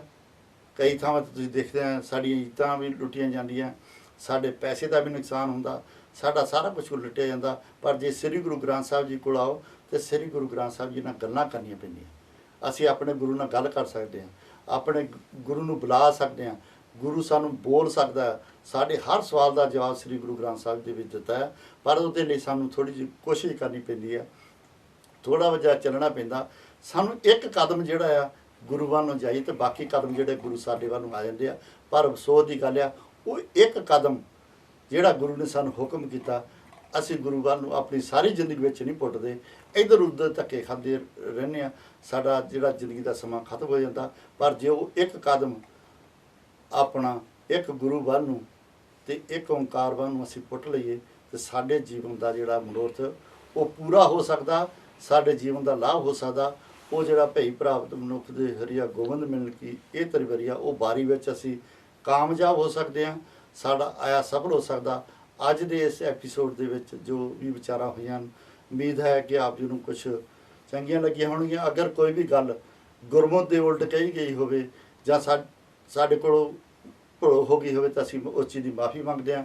ਕੋਸ਼ਿਸ਼ ਕਰੋ ਜੇ ਕੋਈ ਚੰਗੀ ਲੱਗੇ ਤਾਂ ਆਪਣੇ ਮਨ ਵਿੱਚ ਵਸਾਉਣੀ, ਜੇ ਕੋਈ ਮਾੜੀ ਲੱਗੇ ਸਾਡੀ ਝੋਲੀ ਵਿੱਚ ਪਾ ਦੇਣੀ। ਭੁੱਲਾਂ ਚੁੱਕਾਂ ਦੀ ਖਿਮਾ। ਵਾਹਿਗੁਰੂ ਜੀ ਕਾ ਖਾਲਸਾ, ਵਾਹਿਗੁਰੂ ਜੀ ਕੀ ਫਤਿਹ।